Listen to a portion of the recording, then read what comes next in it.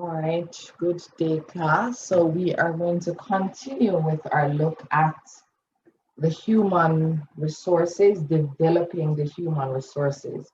So we looked at health, the importance of health.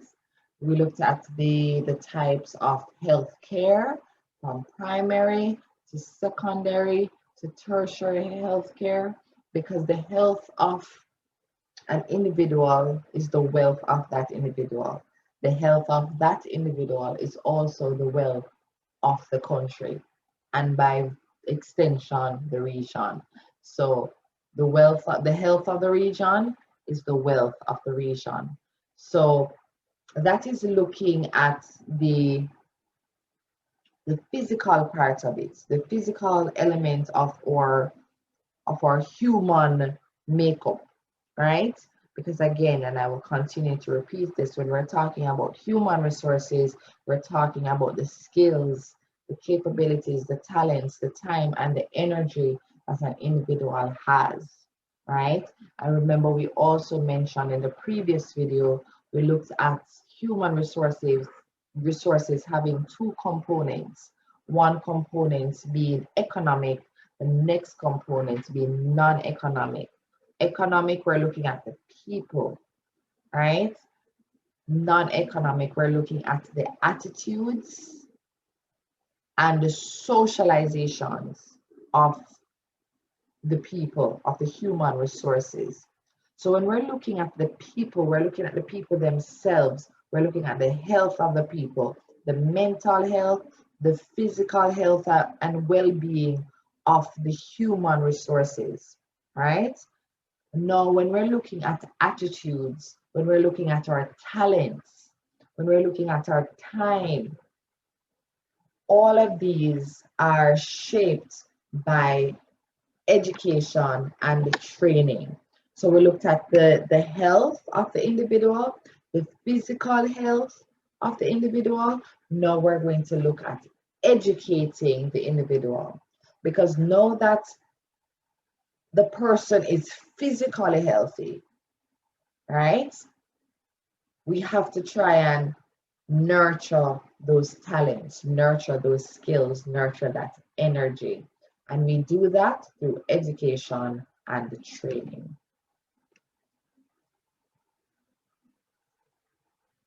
So education should be concerned with drawing out or pulling out and developing each other's particular skills and talents. If an individual can fulfill his or her potential, then he or she experiences a sense of achievement and fulfillment and a greater desire to make a constructive contribution to society. Such individuals are less likely to engage in antisocial or criminal behavior, which results in costs to society. Society also benefits because an educated workforce offers a wider range of skills.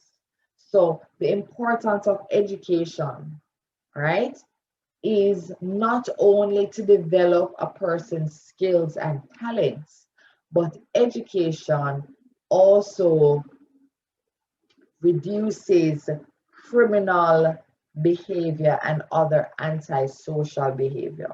And when we say antisocial behavior, we mean aggression and, wanting to fight, wanting to to be defensive and confrontational. When someone is truly educated, and I don't mean educated in terms of having subjects, but educated in terms of understanding the importance of communication, understanding the maturity that comes with walking away. All of those they form part of the socialization and the attitudes. And remember, we said in the previous session that human resources have an economic part to it, right? Which will be the people and the natural resources, but we're focusing on the human, so we're focusing on people, and the non-economic, which looks at the attitudes and the socialization. So education is an agent of socialization. Remember, we looked at that earlier in the year. It's an agent of socialization. So we understand the value of certain attitudes. We understand the value of maturity. We understand the value of integrity, right? And that is the idea of being truly educated. Not that you have all the subjects in the world, but you have an appreciation for the learning process. You have an appreciation for the responsibility assigned to somebody who is considered to be educated. Because you have completed high school, there are certain expectations that society, that your family will have of you. How you present yourself to people, how you speak, how you handle situations, being somebody who is supposed to have been shaped and nurtured to understand the value of keeping calm, understanding the value of behaving a certain way in certain situations. This is how we train and educate individuals. This is how we shape the non-economic contributions of human resources. So as I said, education is not only about developing particular skills, but when people are educated, they are less likely to engage in antisocial behavior, right? Which I mentioned before in terms of how you react in certain situations, as well as criminal behavior. So because you have a means of income, you don't have to turn to illegal means. Because you have your education, you are going to think about the criminal activities that you participate in, or better yet, you're going to choose not to participate in criminal activities because you don't want to lose your source of income. So you find that people who are gainfully employed, not only because they have the income coming in, they don't participate in criminal activities. They also don't participate in those criminal activities because they have to think about what they do, because participating in certain criminal activities can affect their livelihood, meaning that if they participate in certain criminal activities, they can lose their jobs, right? So society also benefits from an educated workforce because of the reduction in antisocial or criminal behavior. But when people are educated, you have a wider range of skills, right? To pull from. So you have people in farming, you have people who are teachers, you have people who are doctors, you have people who are firefighters, you have people who are nurses. You have all of these educated people. So there are so many skills that can be pulled from and used to develop a country when a population is educated. Right? Education should prepare people to function in society through understanding their roles and responsibilities, the norms of behavior and the values that are important to that society.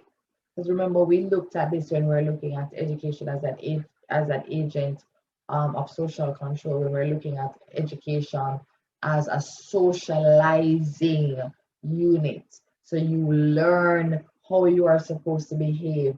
You learn the expectations of society through education.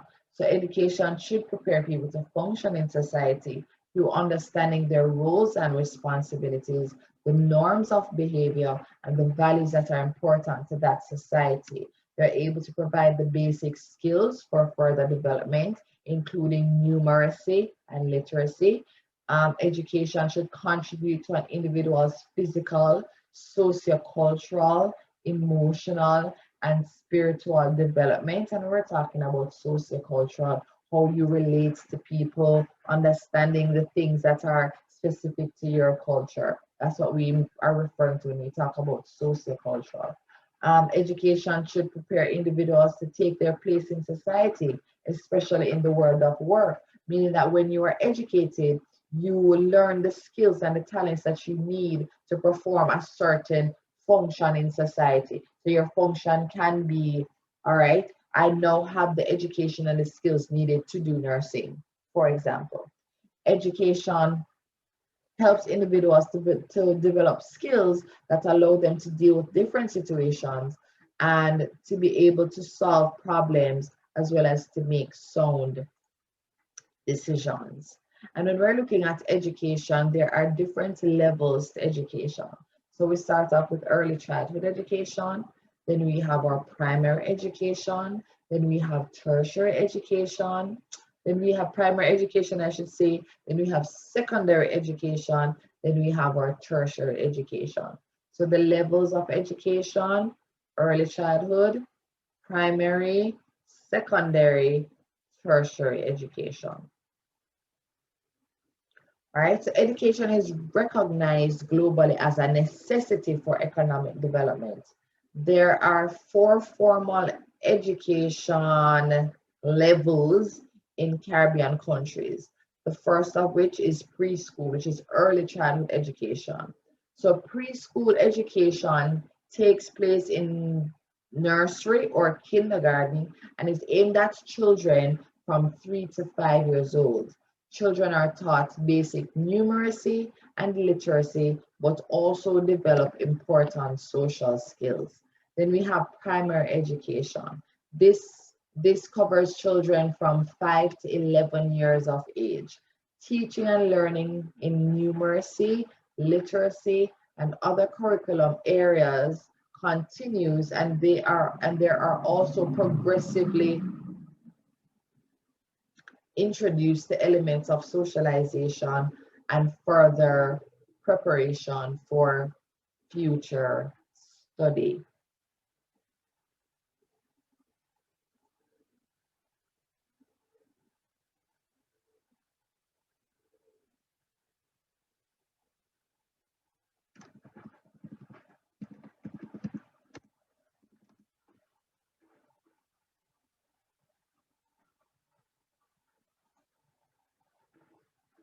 Right? And then we have, oh, let's me touch on something before we move. So when we're saying, so at the early childhood level, you learn about numeracy. So you learn to count, you learn your letters, you learn to form your, spell words, put sentences together. You also learn about sharing. You learn, your national anthem, or at least be introduced to it, knowing your pledge, knowing, to say good morning, social skills. That's what I'm referring to. In primary school, this continues. So you learn your numbers, you learn how to read and to write. You also start doing things like the sciences, you know, you start doing, additional subjects. You may do religious education, you may do civics, and you're continuously introduced to other elements of socialization, how to present yourself in public, how to speak publicly.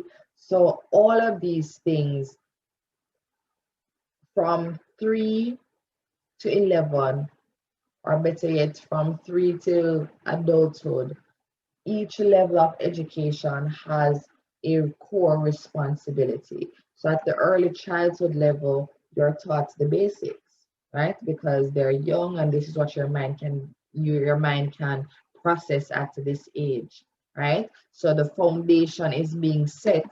So now that the foundation has been set, we start building. And at the primary level, that is what is taking place.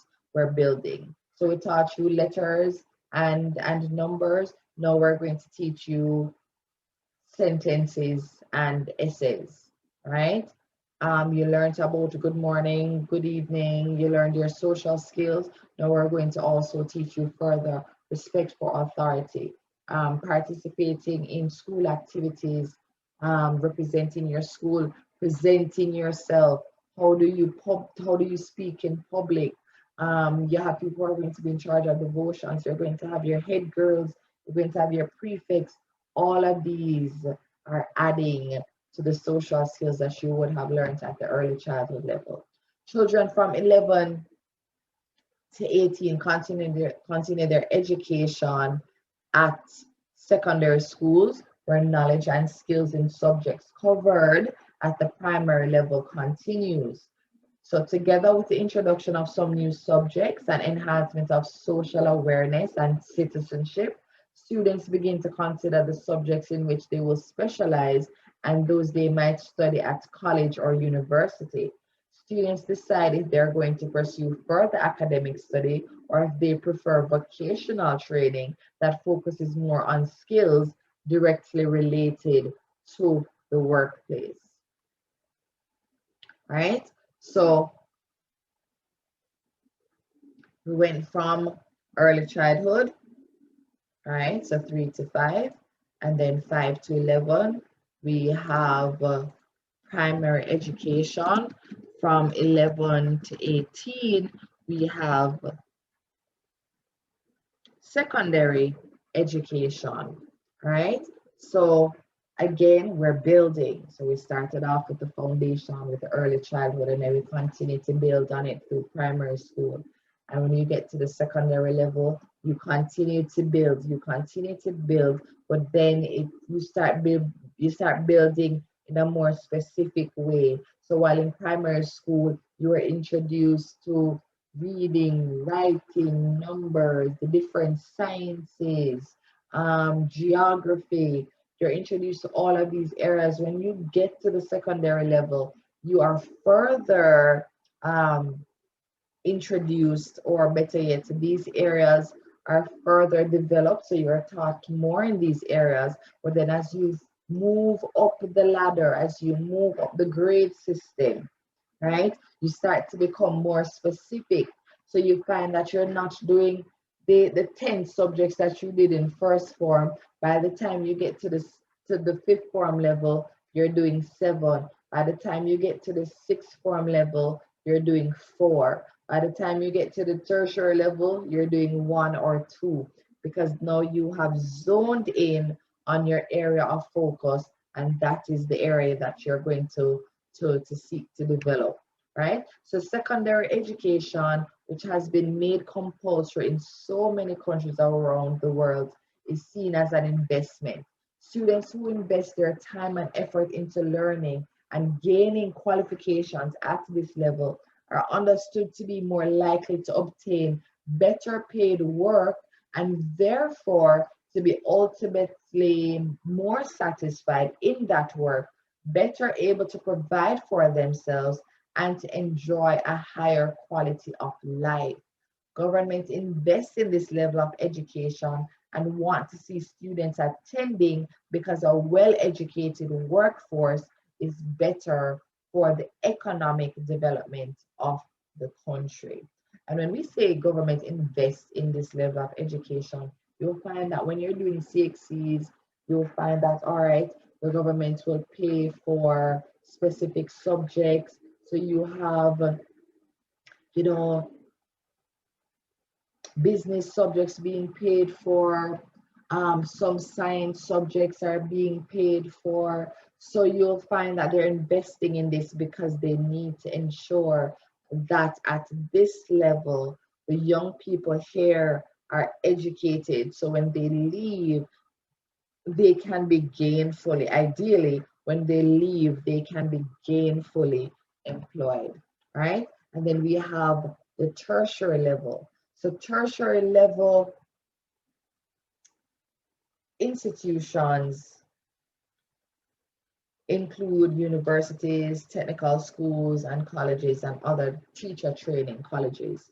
Students study a particular subject area which they hope will help them gain access to a job in that area, or one that will provide them with a transferable skill that could be useful in a range of employment situations. So when we talk about a transferable skill, it doesn't have to be specific in that, all right, say you go to nursing school and you get your certification or your qualifications to be a nurse. That's more specific. But to make it transferable, you can say you become a social worker, right? In that setting, you know, the skills that you learn from nursing, or the techniques or any strategies that you would have learned in nursing school, you can apply it in social work. So you can look at a child and say, all right, this child is being neglected, this child is underweight, this child needs this, there's something deficient with this child.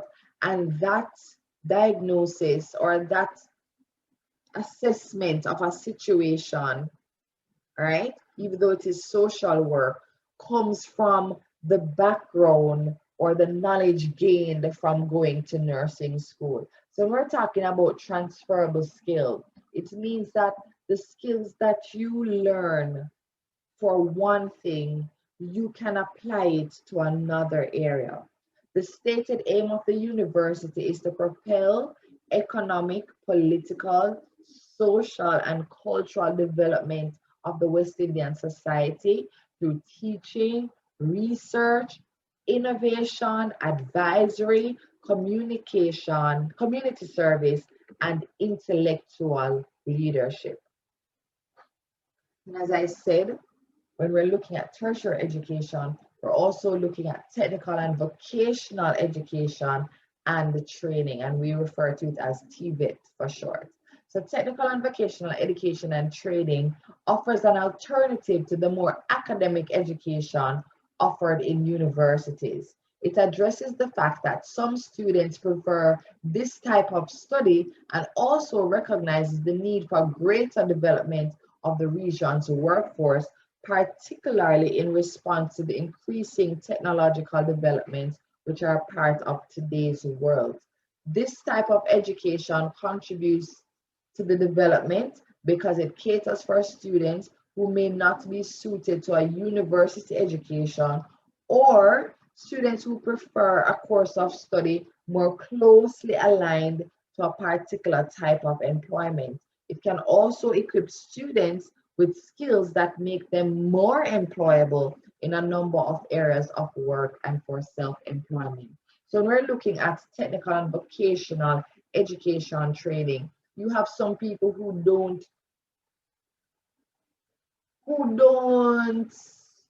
want to spend 4 years in college to gain a degree. They want to have instead a particular skill.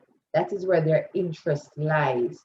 You have some students who may not be academically inclined, so the classroom setting, the teaching and learning in terms of reading and understanding understanding concepts and writing about them, doing essays, that everybody has a different learning style. That method may not appeal to them, but doing something more hands-on, working with your hands, knowing that, all right, I'm learning to do engineering, or I'm doing something mechanical, or I am doing something in HVAC, meaning that I'm learning how to fix air conditioning units, I'm learning how to construct, I'm learning how to garden, I'm learning how to do hair, learning how to do nails. These are specific areas. So I'm not going to spend the time going to school to learn things that I don't think are relevant to me. That is not my learning style. I want to be hands-on. And so that's the idea of vocational learning. It's more hands-on, and in all honesty, in some countries, tertiary education, or better yet, education from the secondary to tertiary level, is usually accompanied by technical and vocational education and training, meaning that in some countries, these things go hand in hand. You don't just have a degree, you must have a skill, so that if you cannot find a job, you can use your hands and create your own income. So you don't have to be employed by anyone. You're able to gain income from the skills that you have, right? So in some countries, they expect you to do both.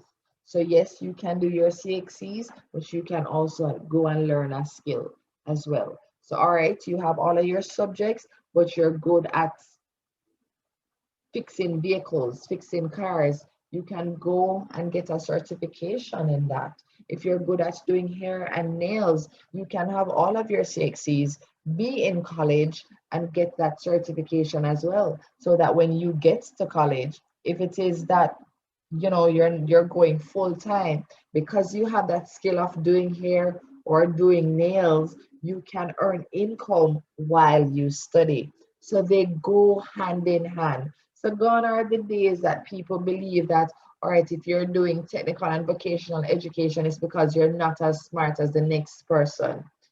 These days, we all understand that just being a book learner is not enough. It is not sufficient. It is good to have a skill to facilitate that quote unquote book learning. All right. So you have your subjects, but you also have a skill to help you get through your studies. So with that skill, you can buy your books yourself, you can buy your food yourself, you can help pay for your tuition at the secondary level or at the tertiary level. You have a skill that can be used to facilitate your education, right? And we say that this type of education contributes to development because it caters to students who want to work in a particular area of employment, and the turnaround time is shorter. So you can do a 6 month course, a 8 month course, a 1 year course, a 2 year course, and go right into the fields that you are interested in, right? So that is the value of that. We have another form of learning that we have become accustomed to because of the pandemic, and that is distance learning. Distance learning allows students to receive materials and guidance from an educational institution in their own home or country, and is of particular value to persons for whom it would be difficult or impossible to actually attend a training establishment or university. So there is a university overseas or in another parish that has a course that you're interested in doing. You don't actually have to move to that location or move to that country. You're able to learn from home.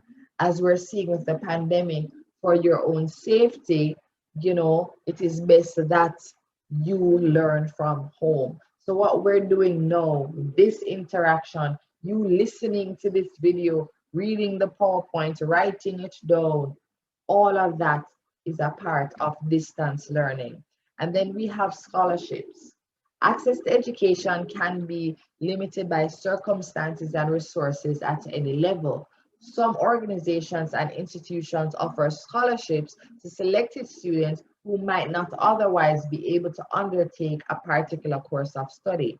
The Commonwealth Scholarship and Fellowship Plan was established in 1959 and enables a government in one Commonwealth country to offer a scholarship to a student from another Commonwealth country. The Caribbean Tourism Organization Scholarship Foundation Award / scholarships to Caribbean nationals is given to Caribbean nationals in the CTO, Caribbean Tourist Organization member countries who wish to pursue studies in tourism, hospitality, and language learning.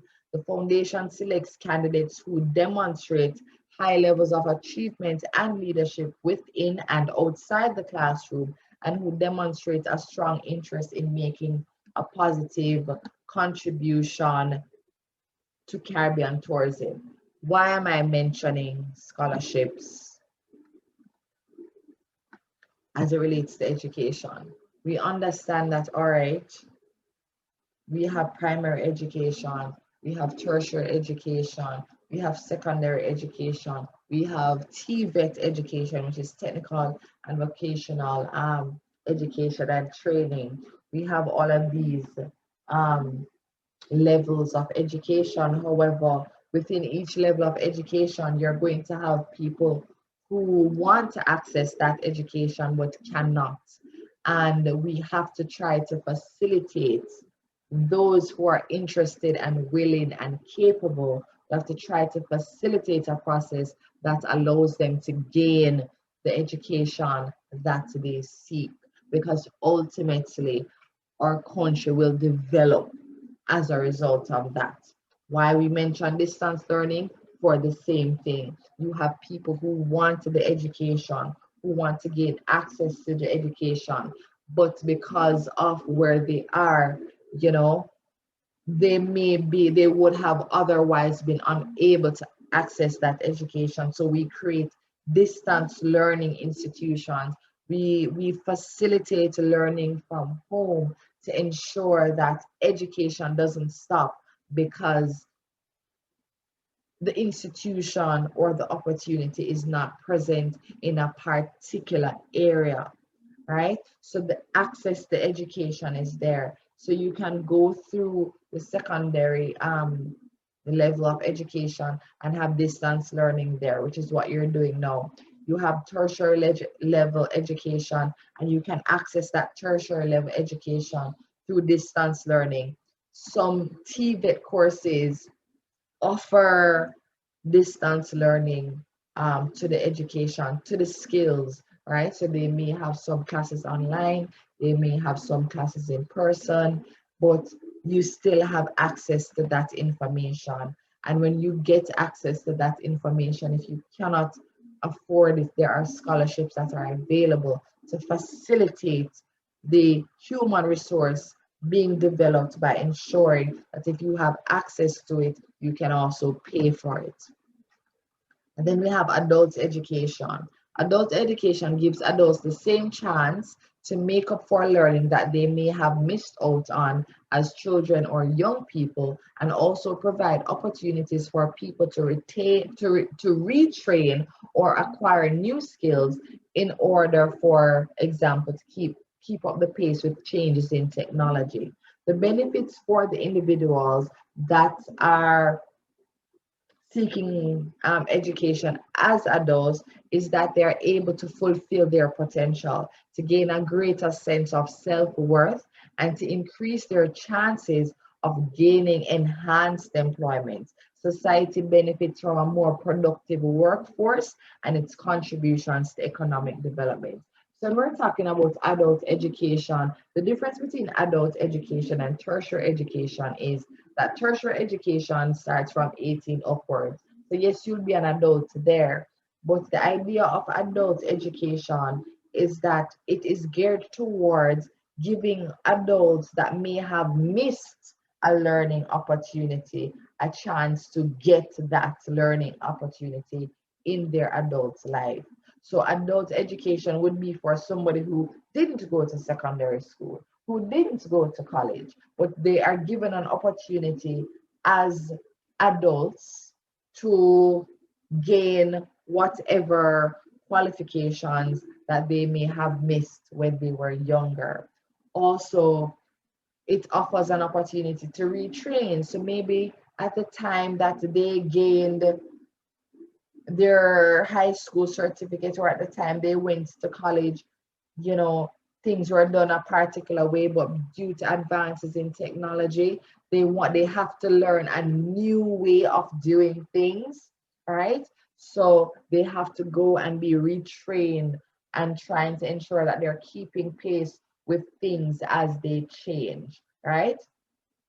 And why we say society benefits from a more productive workforce is because adults have a wealth of knowledge that comes from their experiences.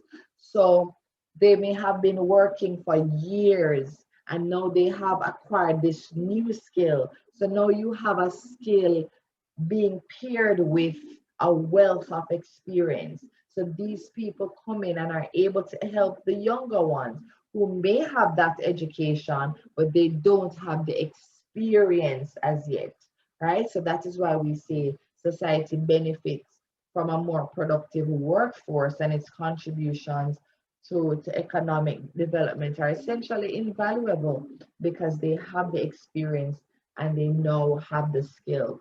For others, it's just an opportunity to fulfill a potential. You know, maybe they had to drop out of school to take care of a family. Maybe they dropped out of school because, you know, because of teenage pregnancy. Maybe they dropped out of school because the family could not afford it. Whatever the case is, they were not able to complete their education. So even as an adult, you have some who will be getting a high school diploma at 40. You have people who are graduating from college at 70 years old, not because they need the degree at 70 years old or they need a high school diploma at 40, but it's to have that personal fulfillment, to know that this opportunity that you missed out on, you eventually got it, right? So it's a case of self-worth. And remember, when we were looking at the non-economic development of the individual, we were looking at mental health and well-being and feeling a sense of fulfillment, feeling a sense of self-worth, knowing that there was a goal that you may have missed the opportunity to gain at an earlier stage, but later in life you were able to achieve it. All of those contribute to positive mental health and well-being, right? So the benefits again for the individuals are that they are able to fulfill their potential and to gain a greater sense of self-worth and increase their chances of gaining employment. And then we have challenges facing the economic system. Educational systems and infrastructures are developing throughout the region, but there are still a number of areas of concern. These are more prevalent in certain countries or certain regions within countries.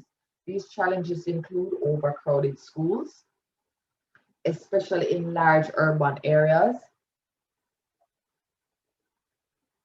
poor quality or insufficient furniture, infrastructure and equipment in schools, inadequate pay for teachers, which makes recruitment more difficult, provision of inadequate educational opportunities for students with special educational needs, shortage of teachers, especially in those qualified areas such as math, sciences, and technology, inadequate initial teacher training and professional development, a high ratio of pupils to teachers, especially at primary levels, lack of parental and community involvement, and high dropout rates.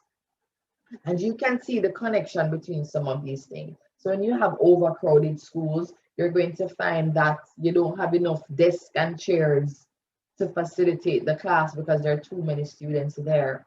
When you have instances of this, you'll find that the furniture is damaged, but because there aren't enough resources, financial resources, they're unable to fix them, or if they fix them and they're damaged again, they don't have the funds to address them in terms of fixing them, repairing the damage, right?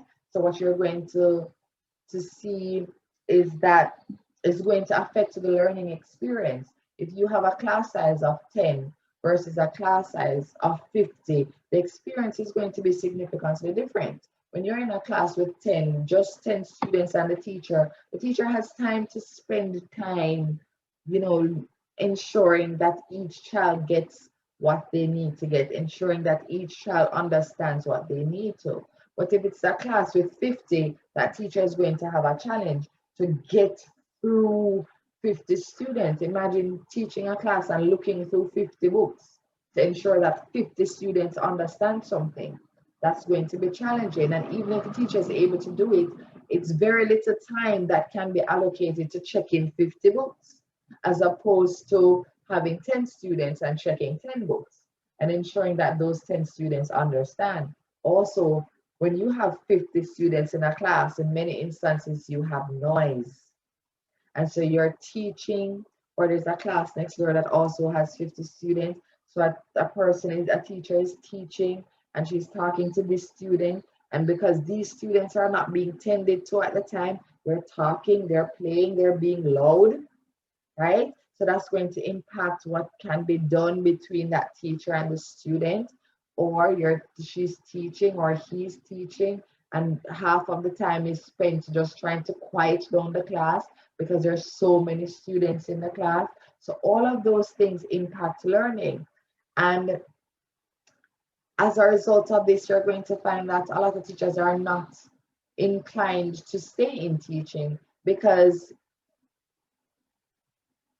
what you're getting paid, right? What you're receiving financially does not cover the amount of work that has to be done. It's not just teaching, it's controlling the class, it's marking the books, it's in finding desks and chairs and making sure students are seated and some students have to stand, and where are you going to put the student. And it's just very exhausting. And because the financial rewards, the pay does not seem to cover, let's see, because the pay does not cover the duties, you have many teachers who are just not interested, and it makes it hard to find good qualified teachers, because good qualified teachers are going to find employment in other sectors, maybe in the private sector, or they will go overseas where, in some states they can be paid in a way that allows them to live comfortably.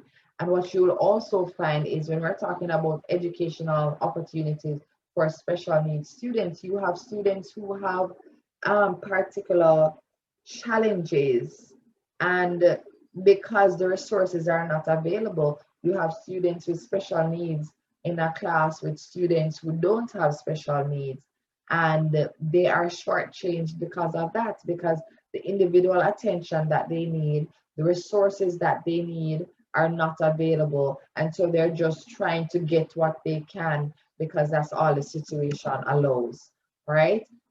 Shortage of teachers, especially those qualified in areas of math, science, and technology. So what you'll find is that teachers' colleges will offer discounts, or they'll have different incentives to encourage teachers to specialize in the areas of math, science, and technology.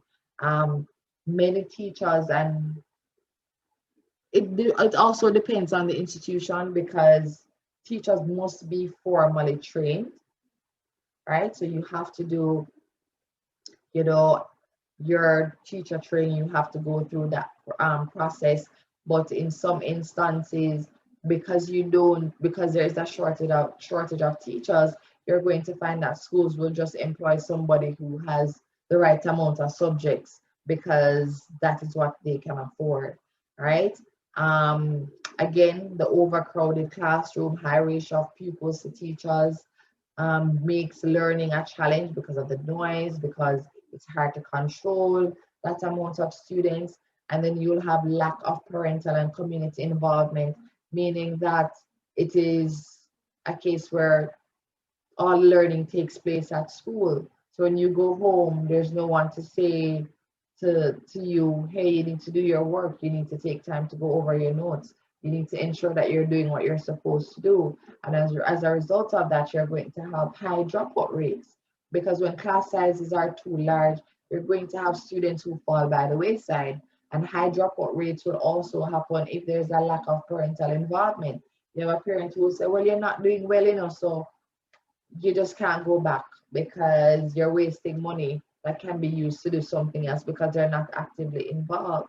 Even for special needs students, because their needs are not being met in many instances, they end up having to drop out, or they don't perform well as the other students, not because they're slow and the other students are, outstanding in any way, but the resources that they need to cater to their learning styles are not present. So these are the challenges that the educational system face. So when we're looking at our human resources, again, we look at the physical, we look at the health. What are you eating? Are you resting? What are you actively involved in? Are you using drugs? Are you depressed? Do you have any anxieties? Those are the physical and the mental well-being. But to also develop the human resource, we do that through education and training, right? And again, Education prepares people to function in society when they understand their roles and responsibilities. The levels of education, as I mentioned before: early childhood, primary, secondary, tertiary. Primary or preschool education, 3 to 5.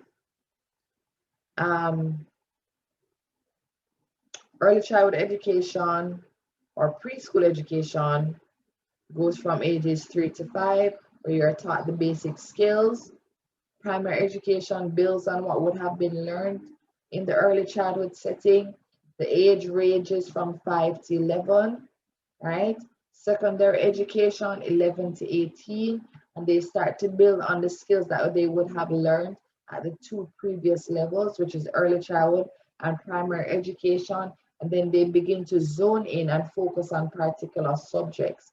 And then we have secondary education, which is made to be compulsory in many countries because the qualifications gained there will allow a young person to be gainfully, ideally, to be gainfully employed when they leave. And then we have tertiary education, where you learn transferable skills that can assist or propel economic, political, social, and cultural development through teaching, research, innovation, and intellectual leadership.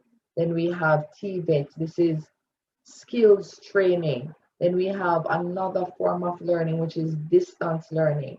So you can either learn at the secondary, tertiary level, you can learn a skill, you can learn from from home, from the comforts of your home, and you can gain access to the different forms of education through scholarships. Then we have adult education for those who would have missed the opportunities at their younger levels in their younger years, or they can do this for their personal fulfillment, or to be retrained so they can be up to date with the technology of the time. And within all of these areas, these are the challenges that the educational system face. So this is looking at the human resources and developing the human resource through education. All right, I will see you in our next session. All the best and be safe.